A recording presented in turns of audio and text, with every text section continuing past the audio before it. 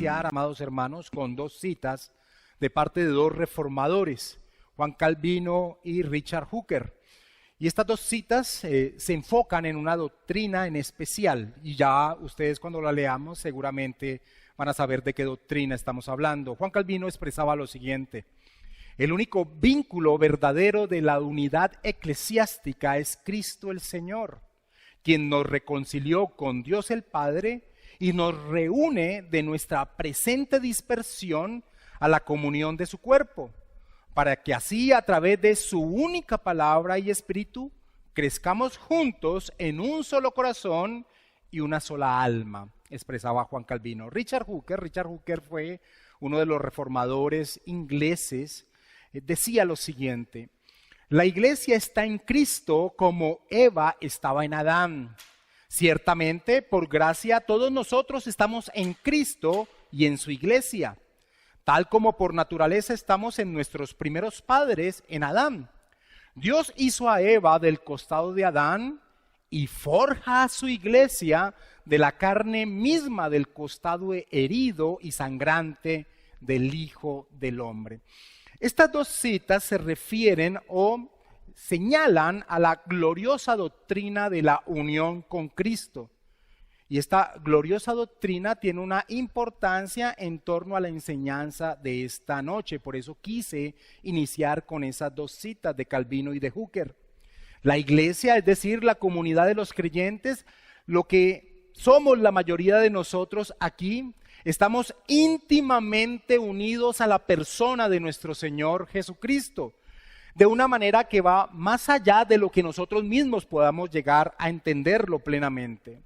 Una vez más cito a Calvino. Calvino decía: doy la primacía en toda su teología, doy la primacía a la unión que tenemos con nuestra cabeza, a la habitación de Cristo en nuestros corazones y a la unión mística mediante la cual gozamos de Él, para que al hacerse nuestro nos haga partícipes de los bienes de que está dotado, expresaba Calvino, y daba esa expresión clásica de él, esa unión mística, porque es una unión que va más allá de lo que nosotros plenamente podemos llegar a entendernos.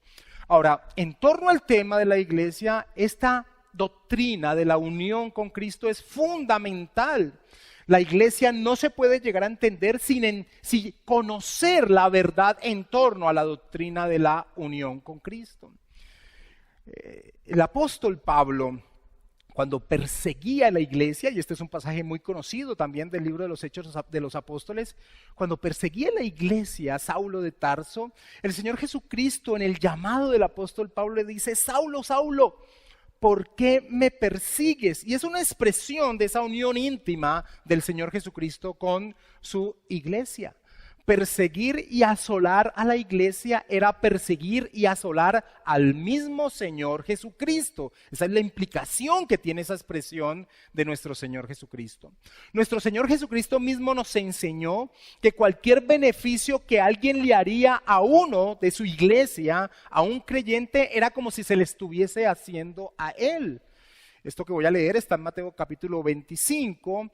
El Señor Jesucristo, hablando del juicio final, dice: porque tuve hambre y me diste de comer, tuve sed y me diste de beber, fui forastero y me recogiste, estuve desnudo y me cubriste, enfermo y me visitasteis, en la cárcel y vinisteis a mí. Entonces los justos le responderán diciendo: Señor, ¿cuándo te vimos hambriento y te sustentamos, o sediento y te dimos de beber? ¿Y cuándo te vimos forastero y te recogimos, o desnudo y te cubrimos? ¿O cuándo te vimos enfermo o en la cárcel y vinimos a ti? Y respondiendo el rey les dirá: de cierto digo que cuando lo hiciste a uno de estos mis hermanos más pequeños, a mí me lo hiciste. Y es una expresión de esta gloriosa verdad de la unión con Cristo, de cómo la iglesia está unida a Cristo. La más conocida ilustración que señala esta gloriosa verdad de la unión con Cristo es la que el apóstol Pablo hace al hablar de la iglesia como el cuerpo de Cristo, como el cuerpo de Cristo. En 1 Corintios 12, 27 dice el apóstol Pablo: vosotros, hablándole a la iglesia de Corinto, vosotros pues sois el cuerpo de Cristo y miembros cada uno en particular. conocer la veracidad de este maravilloso misterio que es la unión con Cristo, nos va a ayudar a dar todo el peso que merece el pasaje que vamos a estudiar en esta noche en torno al libro de los Hechos. Le he colocado por título a esta predicación el celo del Señor Jesucristo por su iglesia, pero tiene que tener el contexto de esta gloriosa verdad de la unión con Cristo para poder llegar a entender todo lo que aquí va a ser expuesto. Tocar a uno de los creyentes, tocar a la iglesia de Cristo es tocar al mismo Señor Jesucristo. Metámonos entonces en el contexto de lo que hemos venido estudiando en torno al libro de los Hechos. En el último estudio que realizamos en torno al libro de los Hechos, quedamos con una nota de triunfo. La iglesia en pleno está reunida orando a Dios y le piden al Señor el poder, la valentía de anunciar el evangelio, aún por encima de las amenazas que el Sanedrín les habían hecho de que no predicaran el evangelio. Como un recorderis, leamos del versículo 29 al 31 de Hechos capítulo 4. La iglesia ora así: y ahora, Señor, mira sus amenazas y concede a tus siervos que con todo denuedo, es decir, con toda autoridad, con todo poder, con todo denuedo, hablen tu palabra mientras extiendes tu mano para que se hagan sanidades y señales y prodigios mediante el nombre de tu santo Hijo Jesús. Cuando hubieron orado, el lugar en que estaban congregados tembló y todos fueron llenos del Espíritu Santo y hablaban con denuedo, con poder, con valentía la palabra de Dios. Esa es una nota de poder. Satanás tiene como propósito impedir el avance del evangelio. Satanás tiene como propósito impedir que las buenas noticias de la salvación sean propagadas, se extiendan. Que las personas los escuchen, la bendita verdad en torno a la persona del Señor Jesucristo. Satanás tiene el propósito de impedir que se cumpla dicha labor. Y si se ha cumplido, que se tergiverse su mensaje. Y aquí, en este capítulo 4 que venimos estudiando del libro de los Hechos, está la iglesia iniciando esa labor. Está iniciando la labor de la propagación del evangelio. ¿Y qué hace el enemigo? Primero levanta amenazas para tratar de cohibir que la iglesia pueda propagar el nombre del Señor. Recuerden que el Sanedrín les dijo que les prohibía hablar en torno a ese nombre. Les prohibía hablar el bendito evangelio del Señor Jesucristo, pero ellos recurrieron al Señor, oraron y el Señor respondió sus oraciones y vemos que ellos entonces predicaban con autoridad la bendita palabra del Señor, el bendito evangelio. Dios los fortaleció, les dio el poder para poder predicar la bendita palabra del Señor. Ahora, esta fortaleza que les da el Señor en respuesta a su oración, a la presencia del Espíritu Santo con poder en medio de ellos, no solo se vio en que pudieron abrir sus bocas, sino también se evidenció en la unión, en la coinonía que gozaba la iglesia, lo cual se reflejó en la preocupación, en el interés, en el amor demostrado con hechos que cada uno tenía por el bienestar del hermano. Que Dios los dotó de poder para predicar la palabra, que estaba en medio de ellos con poder del Espíritu Santo, no solo se evidenció porque abrieron sus bocas, sino que también fue una evidencia la comunión que gozaron entre ellos. De una forma u otra, como hemos venido expresando en medio de la exposición del libro de los Hechos, Lucas, cuando nos presenta lo que está sucediendo en medio de la historia de la iglesia, digámoslo así, naciente en Jerusalén, lo que nos hace es presentarnos un parámetro a seguir o el ideal de la iglesia. Ese es el término que hemos venido utilizando. De una forma u otra nos presenta el ideal de la iglesia, y aquí en este pasaje que vamos a estudiar en esta noche se presenta ese ideal de la iglesia en torno a la comunión, a la coinonía. La coinonía, esa comunión que llegaron a experimentar dentro de la iglesia de Jerusalén en el pasaje que vamos a estudiar, era una muestra de lo que la iglesia experimentaría en el reino eterno. Miren lo que sucedía, que ya vamos a leer. Quiero introducirlos a ello. Básicamente lo que va a exponer Lucas es que se interesaban cada uno por el bienestar del otro hermano. Y eso es maravilloso porque eso no es algo natural en el corazón de los hombres caídos. El comportamiento natural de los hombres caídos es centrarse en sí mismo. Siempre el hombre en su estado natural busca un beneficio propio. Pero lo que sucedía en medio de la iglesia de Jerusalén es que se interesaban los unos por los otros. Y eso es muestra de la presencia del Espíritu Santo en medio de ellos. Una muestra de lo que experimentaremos en el reino eterno. Lo que Lucas nos va a narrar a continuación, a partir del versículo 32 de Hechos capítulo 4, es la muestra, es el ideal del propósito de un aspecto muy enfatizado en todo el Nuevo Testamento. Quiero mostrar cómo el Señor Jesucristo enfatizó esta realidad de la coinonía que tenía que vivir la iglesia, como también el apóstol Pablo, como también el apóstol Pedro y como Juan. Es decir, como todo el Nuevo Testamento grita esta realidad que Lucas nos va a presentar aquí. El Señor Jesucristo decía: un mandamiento nuevo os doy, que os améis unos a otros como yo os he amado, que también os améis unos a otros. En esto conocerán todos que sois mis discípulos, si tuvierais amor los unos con los otros. Ese es el énfasis que quiero mostrar que hacía nuestro Señor Jesucristo, y esto está en Juan capítulo 13, versículo 34 al 35. El apóstol Pablo, cuando escribía a la iglesia de Filipos, les decía: nada hagáis por contienda o por vanagloria, antes bien con humildad, estimando cada uno a los demás como superiores a él mismo, no mirando cada uno por lo suyo propio, sino cada cual también por lo de los demás. Esto está en Filipenses capítulo 2, versículo 3 al 4. El apóstol Pedro le escribía diciendo a las iglesias que sufrían persecución: y ante todo tened entre vosotros ferviente amor, porque el amor cubrirá multitud de pecados. Y el apóstol Juan escribía: en esto hemos conocido el amor, en que Él puso su vida por nosotros. También nosotros debemos poner nuestras vidas por los hermanos. Así que esto es una muestra muy rápida en 4 pasajes de algo que grita el Nuevo Testamento, y por eso quise utilizar tanto al Señor Jesucristo como a 3 de los principales apóstoles escritores que tenemos dentro de nuestro Nuevo Testamento. El énfasis del amor, de la coinonía en medio de la iglesia es un aspecto vital en torno a lo que es la iglesia del Señor Jesucristo. Estas exhortaciones tienen su muestra, digámoslo así, su ilustración en lo que sucedió en la iglesia de Jerusalén y que Lucas nos narra con el objetivo, y esto es importante, con el objetivo, al narrar lo que Lucas nos va a narrar, el objetivo es que nosotros entendamos, luchemos por dicha unión, por dicha comunión, por dicha coinonía. Y entendiendo que no es una utopía lo que vamos a leer, sino que es algo que se puede vivir al interior de la iglesia dependiente del Señor, como era esa iglesia.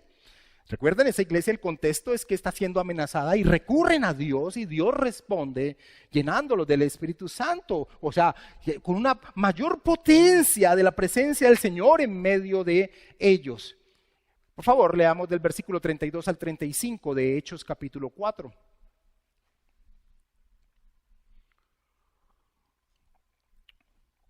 Y la multitud de los que habían creído eran de un corazón y un alma, y ninguno decía ser suyo propio nada de lo que poseía, sino que tenían todas las cosas en común.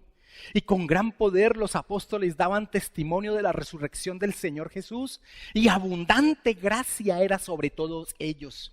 Así que no había entre ellos ningún necesitado, porque todos los que poseían heredades o casas las vendían y traían el precio de lo vendido y lo ponían a los pies de los apóstoles, y se repartía a cada uno según su necesidad. Esta expresión gloriosa de la coinonía de la iglesia, de la comunión de la iglesia, inicia con esta expresión: y la multitud de los que habían creído eran de un corazón y un alma. ¡Qué expresión tan gloriosa! porque esa expresión mostraba que entendía esa comunidad, que se pertenecían, que eran uno. Cuando Lucas dice que eran un corazón y un alma, debemos entender que esta era una expresión común judía, que quería señalar que eran un ser. Por ejemplo, y este es un pasaje muy conocido, ustedes seguramente lo hemos leído muchas veces. Alguien le pregunta al Señor Jesucristo: Maestro, ¿cuál es el gran mandamiento en la ley? Y Jesús responde: amarás al Señor tu Dios, ¿cómo? Con todo tu corazón y con toda tu alma y con toda tu mente. Esa era la forma común, y esto lo podemos encontrar tanto en el Antiguo como en el Nuevo Testamento, la forma en que los judíos respondían cuando querían expresar que todo el ser estaba comprometido con algo. Ahora, cuando esta expresión de la coinonía de la iglesia, Lucas la inicia diciendo: y la multitud de los que habían creído eran de un corazón y un alma, lo que está expresando es el entendimiento que habían de cada uno de los que componían la iglesia local de Jerusalén, de que se pertenecían, que eran uno, que no eran seres aislados, no, ellos se veían como uno, estaban interesados en el bienestar de cada uno, la alegría del otro era su alegría, la tristeza del otro era su tristeza. Así como el apóstol Pablo, cuando está hablando a los corintios de esta realidad de que somos uno en Cristo y utiliza la ilustración del cuerpo de Cristo, lo expresa. Pablo dice en 1 Corintios 12:26, de manera que si un miembro padece, todos los miembros se duelen con él. Y si un miembro recibe honra, todos los miembros con él se gozan. Vosotros pues sois el cuerpo de Cristo y miembros cada uno en particular. Esta expresión teológica, doctrinal de Pablo en 1 Corintios 12 tiene una ilustración de realidad vivida en lo que Lucas está expresando que vivió la iglesia en Jerusalén. Ahora, si alguien se llega a preguntar, ¿cómo es posible que una multitud, como arranca diciendo Lucas allí en el versículo 32, cómo es posible que una multitud sean de un solo corazón y de un solo espíritu, es decir, tengan esa unidad? Ahora, hemos visto por las diferentes predicaciones que llevamos que posiblemente eran 25,000 personas ya conversas en Jerusalén, por todo lo que hemos venido expresando. Así que, ¿cómo es posible que 25,000 personas fueran de un solo corazón y una sola mente? Y podríamos ampliarlo en la historia de la iglesia. ¿Cómo es posible que millones y millones de personas en la historia de la iglesia puedan llegar a ser de un solo corazón y de una sola mente? La respuesta es porque la unidad la crea el mismo Señor de la iglesia, al darnos la fe en el Evangelio por la acción de su Santo Espíritu que mora en cada creyente. En otras palabras, Dios crea la unidad de la iglesia. Y este punto es muy importante. Dios crea la unidad de la iglesia al dar de su Santo Espíritu y permitir que los creyentes depositen la fe en la verdad del Evangelio. También en ese contexto del apóstol Pablo hablando acerca de la iglesia como cuerpo de Cristo, en 1 Corintios él dice: porque por un solo espíritu fuimos todos bautizados en un cuerpo, sean judíos o griegos, sean esclavos o libres, y a todos se nos dio a beber de un mismo espíritu. Un cuerpo y un espíritu, como también fuisteis llamados en una misma esperanza de vuestra vocación.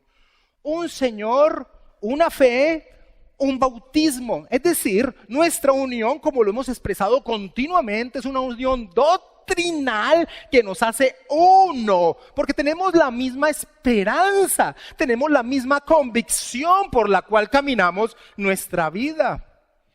Me atrevo a decir que nuestra unión con Cristo por la obra del Espíritu Santo trasciende nuestra esencia misma. Va más allá de nuestra misma composición ontológica. Es una unión existencial en el sentido que se relaciona con aquel que es el único que tiene vida en sí mismo. No, y aquí me quedé corto en esta reacción, no supe más cómo redactarla. La unión que tenemos los unos con los otros en torno a nuestra unión con Cristo es algo que va más allá aún de nuestra composición ontológica, porque se da en torno a la unión de aquel que es el único ser que tiene vida en sí mismo. Y en ese sentido es más poderosa que cualquier otro tipo de unión. Y la multitud, regresando al versículo 32, y la multitud de los que habían creído eran de un corazón y un alma. Y el resultado de ese entendimiento es maravilloso. Y ninguno decía ser suyo propio nada de lo que poseía, sino que tenían todas las cosas en común. El Santo Espíritu de Dios, con el cual el Señor nos ha unido a Él, nos enseña tanto por medio de su palabra como por la vida misma, nos enseña de que nada hemos traído a este mundo y sin duda nada podremos sacar de él. Cuando Pablo se expresa así a Timoteo, lo que está expresando Pablo es que no nos pertenece nada. Nada hemos traído a este mundo, esa es la realidad, y nada sin duda sacaremos de él porque nada nos pertenece a nosotros. Todo lo que hoy poseemos ha venido por la gracia de Dios, a quien pertenece todo. Santiago dice, toda buena dádiva, todo regalo, todo don perfecto desciende de lo alto, del Padre de las luces, en el cual no hay sombra de variación, de Dios. ¿Tienes algo? No es tuyo realmente, es de Dios. Y la comunidad en Jerusalén, con la presencia del Espíritu Santo, entendiendo que eran uno, claramente tenían este principio claro en sus mentes. En el Salmo capítulo 50, versículo 12, Dios expresa de sí mismo, si yo tuviese hambre, no te lo diría a ti, porque mío es el mundo y su plenitud. La historia de la relación de Dios con el pueblo israelita, y siempre que nosotros leamos las historias de Dios con relación al pueblo israelita, debemos entender, como el apóstol Pablo enseña en 1 Corintios 10, versículo 6 y versículo 11, esa historia es un espejo para nosotros, el verdadero Israel, la iglesia, y esa historia nos ilustra este principio, esta realidad. ¿Cuál? Que todo lo que pertenece o poseemos nosotros como pueblo, como individuos, no es algo que nos pertenezca, sino que Dios nos ha dado. Cuando uno lee la historia de Israel, se da cuenta de esa realidad. ¿Y cómo?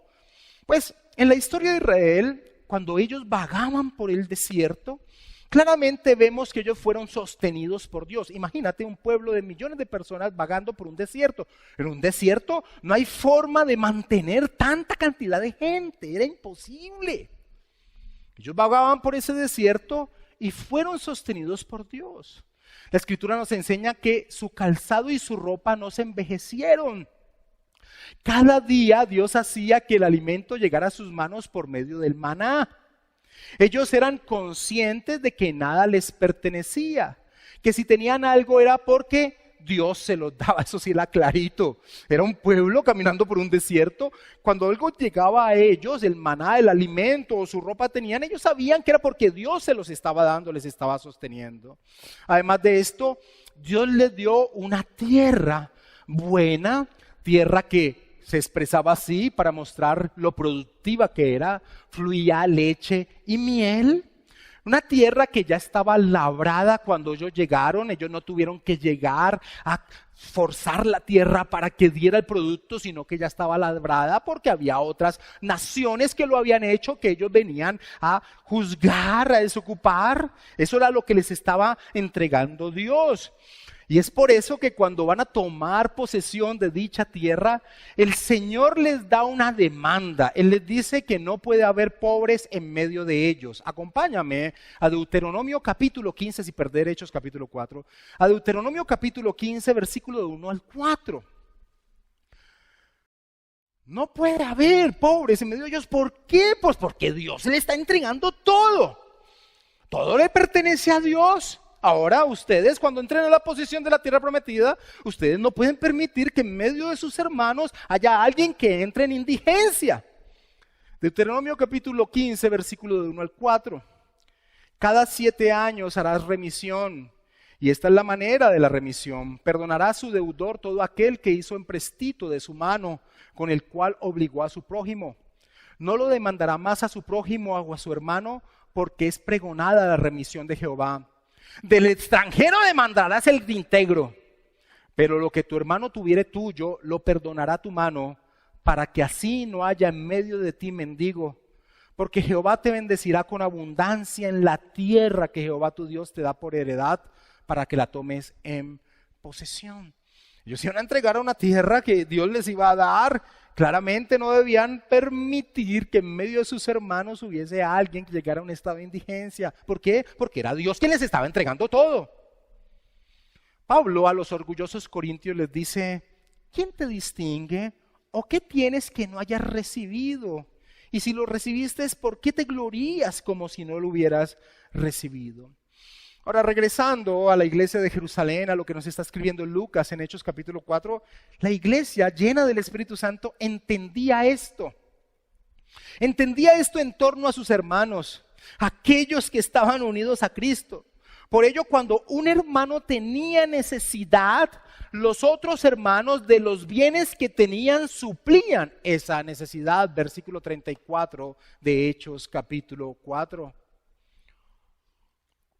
Así que no había entre ellos ningún necesitado, porque todos los que poseían heredades o casas las vendían y traían el precio de lo vendido y lo ponían a los pies de los apóstoles y se repartía a cada uno según su necesidad. Sin duda, toda la Escritura señala que este es el propósito por el cual Dios da riqueza a algunos. Toda la Escritura señala que el propósito de Dios de dar riqueza a algunos es que ayude a su hermano en necesidad. Pablo les dice a los corintios en torno al propósito precisamente de un momento de necesidad que pasó la iglesia de Jerusalén, les dice lo siguiente. Esto que voy a leer está en 2 Corintios capítulo 8, versículo 9 en adelante. Porque ya conocéis la gracia de nuestro Señor Jesucristo, que por amor a vosotros se hizo pobre siendo rico, para que vosotros con su pobreza fueseis enriquecidos. Y más adelante en el versículo 13 les dice a los corintios, habiendo colocado el ejemplo de Cristo, y pidiendo la ayuda hacia la iglesia en Jerusalén, porque no digo esto para que haya para otros holgura y para vosotros estrechez, sino para que en este tiempo con igualdad la abundancia vuestra supla la escasez de ellos, para que también la abundancia de ellos supla la necesidad vuestra, para que haya igualdad. Y el versículo 15 de ese 2 Corintios 8 es tan brutal, porque Pablo trae un pasaje de bíblico que a veces pasa por alto mucha gente cuando lo lee. Dice, como está escrito, el que recogió mucho no tuvo más, y el que poco no tuvo menos. ¿De a dónde toma Pablo este pasaje? Pues del momento en que Dios estaba dando el maná a su pueblo. Nadie tenía más o menos de lo que realmente necesitaba. Y eso es lo que la Escritura enseña por toda la Escritura, perdón, la redundancia. Eso es lo que la Biblia enseña en torno al propósito de las riquezas, para que si alguien tiene más, ayude al que tiene menos. Ese es el propósito. Estamos en un peregrinaje, esto es temporal. Alguien puede tener hoy mucho dinero, muchas casas, muchas posesiones, pero el día en que se muera se va a ir sin absolutamente nada. Va a ser enterrado en un cajón como cualquier otro hombre y no se va a llevar absolutamente nada. Así que no es el propósito de la existencia de las posesiones. Es imposible, es ilógico, es irracional. Como le dijo el Señor Jesucristo a dos hermanos que peleaban por la herencia. Señor, dile a mi hermano que comparta conmigo la herencia que mi padre me ha dejado. Y el Señor se devuelve y le dice, la vida no consiste en los bienes que se posee. La Escritura entera habla de esta realidad.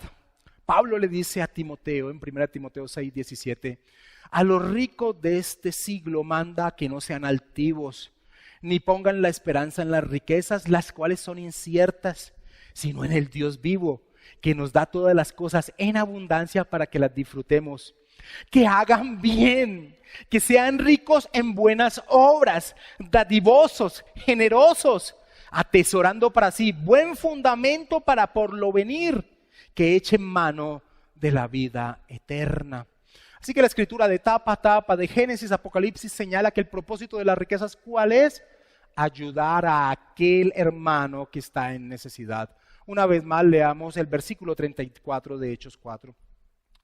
Así que no había entre ellos ningún necesitado, Porque todos los que poseían heredades o casas las vendían y traían el precio de lo vendido y lo ponían a los pies de los apóstoles y se repartía a cada uno según su necesidad. Ahora, muchos equivocadamente han señalado que esta acción de la iglesia en Jerusalén era una especie de comunismo, pero no hay nada más alejado de esta realidad, pues estas acciones no surgieron por coerción, no fueron impuestas, sino que surgían en la libertad y el amor de los hermanos, como hemos señalado, en su entendimiento de a quién pertenecen las cosas y de que se pertenecían unos a los otros. No era comunismo, porque el comunismo es un sistema que obliga. Pero aquí no hay obligación, surge de una convicción, del entendimiento de a quién le pertenecen las cosas y de la unión que tenemos como hermanos. Tampoco era que los que tenían bienes vendieran todo lo que tenían, sino que en torno surgían las necesidades de los hermanos. Todos los hermanos trataban de suplir esa necesidad que tenía el hermano. ¿Y cómo se da cuenta uno de ello? En las formas de tiempos verbales con que está esta expresión. Era algo que se hacía en los momentos en que surgía la necesidad de uno de los hermanos. Y es por eso, en torno a esta gloriosa verdad, de esa coinonía, de esa comunión, que Lucas nos trae a un hombre como ejemplo. Lucas tiene una característica cuando escribe el libro de los Hechos. Cada vez que va a tratar de un personaje que más adelante va a tener una relevancia en el libro, primero nos lo presenta de una manera corta para que sepamos quién sepa. Pues en este caso va a traer a un hombre llamado Bernabé, que va a ser muy importante más adelante dentro del libro de los Hechos. Hechos capítulo 4, versículo 36. Entonces José, a quien los apóstoles pusieron por sobrenombre Bernabé, que traducido es hijo de consolación, levita natural de Chipre, como tenía una heredad, la vendió y trajo el precio y la puso a los pies de los apóstoles. Sin duda, el sobrenombre que le pusieron a este hombre lo describía muy bien, hijo de consolación, es decir, un ayudador, un ayudador. Uno que siempre pensaba en el otro, uno que se interesaba en el otro, por ejemplo, como aquí, en torno a una propiedad que tenía y que la quiso vender para suplir las necesidades de los demás. O como cuando acercó a Saulo de Tarso, cosa que veremos más adelante en este libro, acercó al apóstol Pablo cuando nadie creía en su conversión. O como cuando no quiso despreciar a Juan Marcos por haber fallado anteriormente, sino que lo apoyó. Sin lugar a dudas, este sobrenombre de hijo de consolación era un muy buen sobrenombre para Bernabé. Y qué importantes y qué vitales son este tipo de hombres al interior de la iglesia. Son vitales y son hermosos. Estos hombres al interior de la iglesia que siempre están ayudando al que cae. Sin lugar a dudas, la iglesia en ese momento, en ese ideal que nos presenta Lucas, es una iglesia poderosa. Era el reflejo de lo que David llegó a expresar en el Salmo 133. Mirad cuán bueno y cuán delicioso es habitar los hermanos juntos en armonía. Es como el buen óleo sobre la cabeza, el cual desciende sobre la barba de Aarón, y baja hasta el borde de sus vestiduras. Y esta ilustración del buen óleo, tú tienes que imaginártela después de estar caminando por un calor insoportable y quemándote la cabeza, y después que llegaran y te echaran ese óleo que refrescaba todo tu ser. Esa es la expresión que está utilizando aquí David. Cuán bueno y cuán delicioso es habitar los hermanos juntos en armonía. Y la otra expresión ilustrativa es como el rocío de Hermón que descienden de los montes de Sión, porque allí envía Jehová bendición y vida eterna. Lo que vivía la iglesia de Jerusalén era la expresión, era la ilustración de lo que poéticamente David expresó en el Salmo 133.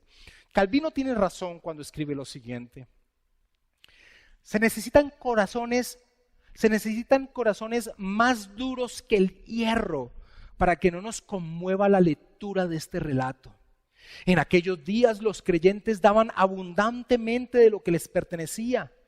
En nuestros días nos conformamos no solo con retener celosamente lo que poseemos, sino con robar despiadadamente a otros.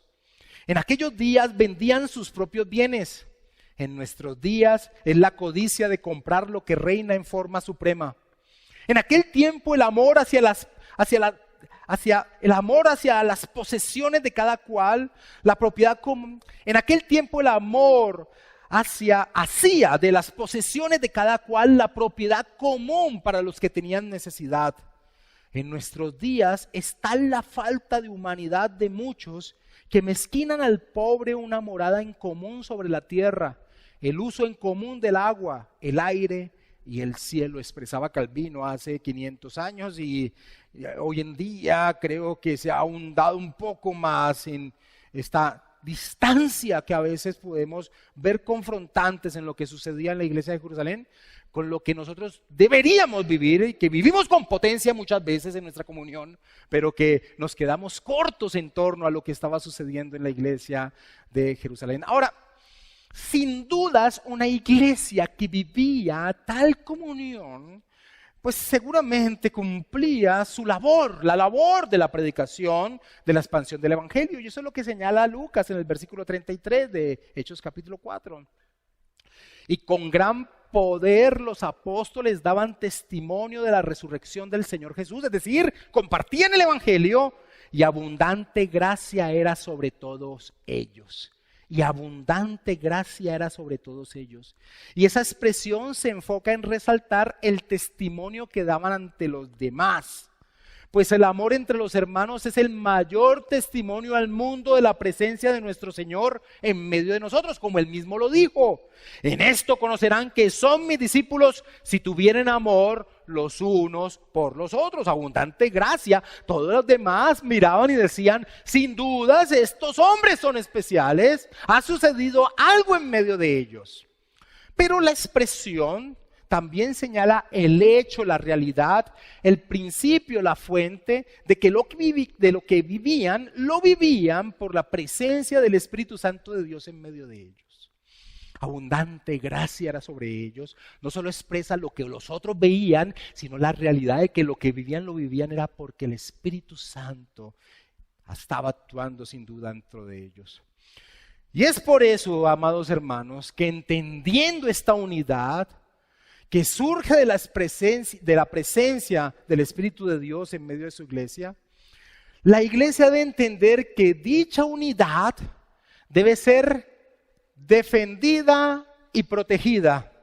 Debe ser defendida y protegida con tenacidad, porque es una unidad creada por Dios. Aquí se nos ha dado una ilustración preciosa, confrontante, maravillosa, pero el entendimiento que entonces nos debe llegar es que esa unidad que el Espíritu de Dios ha creado en medio de su iglesia debe ser defendida y protegida.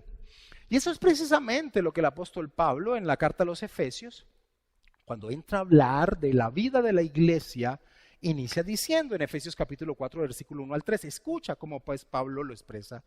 Yo pues, preso en el Señor, os ruego que andéis como es digno de la vocación con que fuisteis llamados, con toda humildad y mansedumbre, soportándoos con paciencia los unos a los otros en amor. Y utiliza una palabra que Reina Valera traduce solicitus, pero más fuerte es la traducción, o más correcta la traducción de Nueva Versión Internacional. Esfuércesen, o como dice la Nueva Traducción Viviente, hagan todo lo posible en guardar la unidad del Espíritu en el vínculo de la paz. Así que la labor de nosotros como miembros de la iglesia no es crear la unidad, porque la unidad ya la ha creado el Espíritu Santo de Dios. Nos ha unido, estamos unidos en una misma fe, en una misma esperanza, en un mismo amor. Pero nuestra labor, como Pablo lo señala aquí en Efesios capítulo 4, es proteger esa unidad, ese esfuerzo, proteger esa unidad.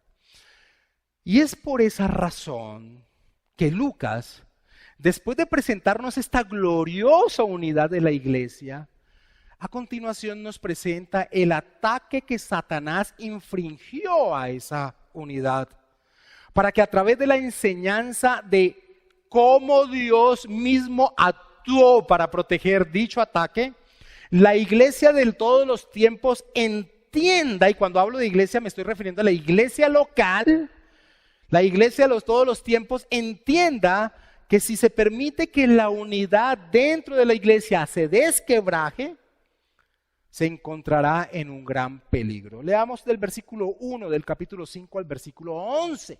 Esto está unido, por eso arranca diciendo, pero después de presentarnos lo glorioso de la unidad, va a presentar el ataque de Satanás, que siempre va a tratar de destruir la unidad en la iglesia. Pero cierto hombre llamado Ananías, con Zafira su mujer, vendió una heredad y sustrajo del precio, sabiéndolo también su mujer, y trayendo solo una parte la puso a los pies de los apóstoles.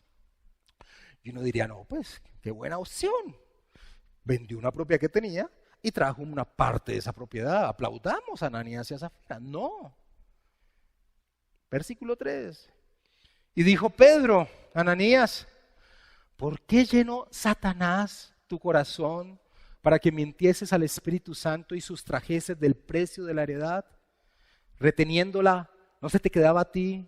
Y vendida, ¿no estaba en tu poder? ¿Por qué pusiste esto en tu corazón?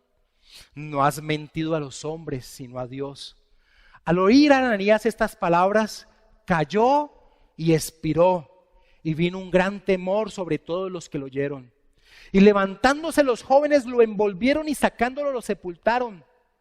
Pasando un lapso como de 3 horas sucedió que entró su mujer, no sabiendo lo que había acontecido. Entonces Pedro le dijo, dime, ¿vendiste en tanto la heredad? Y ella le dijo, sí, en tanto. Y Pedro le dijo, ¿por qué convinisteis en tentar al Espíritu del Señor?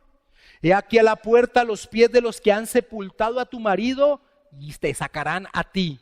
Al instante ella cayó a los pies de él y expiró. Y cuando entraron los jóvenes la hallaron muerta y la sacaron y la sepultaron junto con su marido.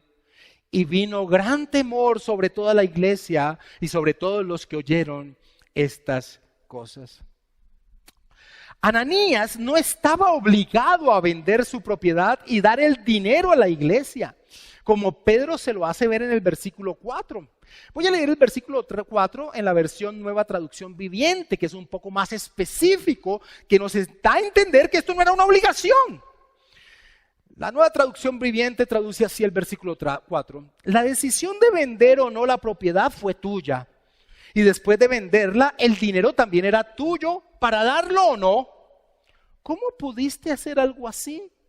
No nos mentiste a nosotros, sino a Dios.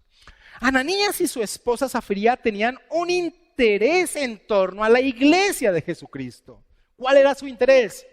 Ser relevantes, ser distinguidos en medio de ella. Es decir, se centraban en ellos y no en los demás. Alguien dijo, quizás Ananías también quería un sobrenombre como Bernabé. Una frase que lo hiciera sonar importante y que pudiera aumentar su popularidad. Desafortunadamente, esta misma búsqueda de alabanza de la gente todavía infecta a la iglesia hoy en día. Yo me pregunto, ¿qué tipo de creencia en Dios tenía Ananías y Zafira? Y la respuesta es esta. Muy posiblemente la que muchos tienen aún sentándose en medio de una iglesia. Un Dios que no es más que una formalidad social, pero no el Señor que lo ve todo. Eso era lo que tenía Ananías y Zafira, una formalidad. Ellos estaban tratando de utilizar a la iglesia en una formalidad, pero no creían en el Dios que lo ve todo. Como bien lo señala el doctor Martin Lloyd-Jones, ellos creían que podían conseguir lo mejor de ambos mundos.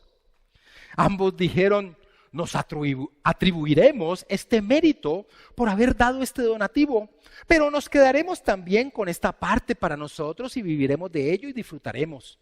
Estamos agradando a la iglesia y a nosotros mismos.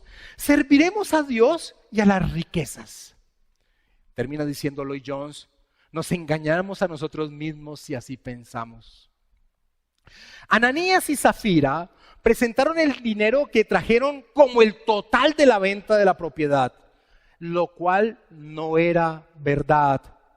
Permitir este tipo de acciones, la mentira, en medio de la iglesia, atentaba contra la gloriosa unidad que en medio de ella reinaba. Ese es el pecado de ellos. Traer la mentira en medio de una comunidad que estaba tan unida como Lucas nos lo ha presentado. F.F. Bruce dice lo siguiente: Ananías, en su esfuerzo por ganar una reputación, por una generosidad mayor que la que realmente había obtenido, trató de engañar a la comunidad de creyentes, pero en realidad estaba tratando de engañar al Espíritu Santo, cuyo poder vivificante había creado la comunidad y la mantenía viva. Muchos pueden pensar, y yo sé que es así cuando se lee este pasaje, muchos pueden pensar en torno al resultado que tuvo esto para Ananías y Zafira así: qué duro, qué dureza, qué dura reprimenda.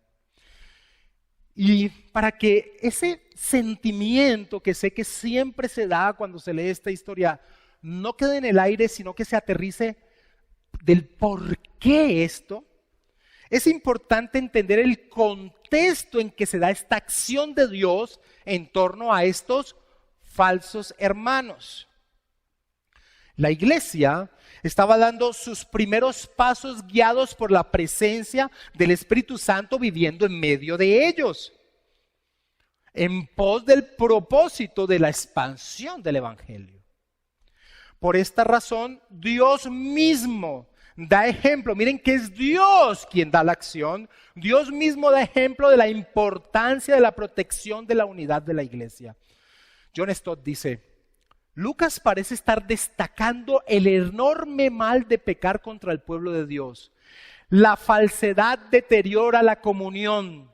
Si la hipocresía de Ananías y Zafira no hubiera sido expuesta y castigada públicamente, no se hubiera preservado el ideal cristiano de una comunidad abierta, y la queja actual de que hay tantos hipócritas en la iglesia se habría oído ya desde el comienzo, dice Stott.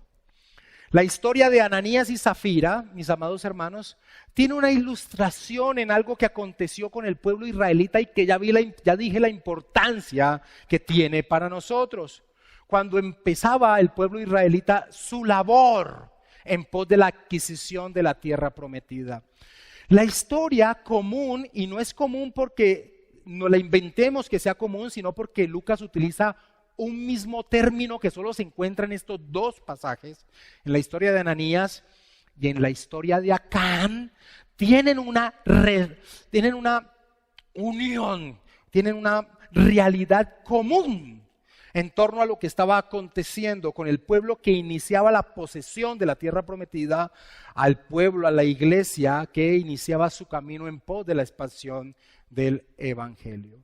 En ambas historias, un acto de engaño trata de interrumpir el progreso victorioso del pueblo de Dios. Y voy a referirme a la historia de Acán. Israel había pasado el Jordán y había tomado a la ciudad de Jericó, una ciudad imposible de tomar, una ciudad amurallada, es decir, preparada para resistir por mucho tiempo los sitios de pueblos enemigos. Pero Dios le entregó a Israel dicha ciudad solamente por medio de someterse a su palabra, por confiar en Él. Todos conocemos la historia de los muros de Jericó. Y esto fue un gran triunfo. El pueblo avanzaba poderoso en pos de la tierra prometida.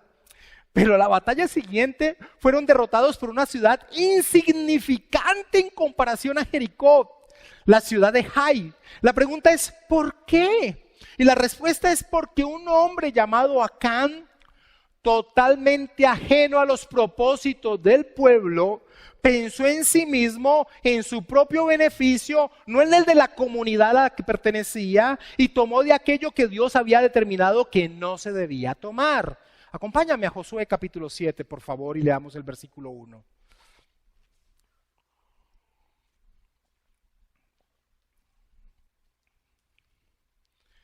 Pero los hijos de Israel cometieron una prevaricación en cuanto al anatema. El anatema era lo que Dios había reservado para sí mismo, para que su ira fuera derramada sobre eso.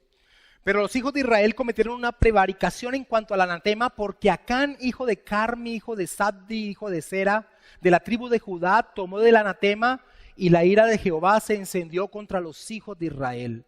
Bruce comenta lo siguiente: cuando Lucas dice que Ananías sustrajo parte del precio, utiliza el mismo término griego que emplea la versión griega en Josué 7:1, donde se dice que los israelitas, representados por Acán, cometieron una prevaricación al retener para uso privado la propiedad que se había dedicado a Dios.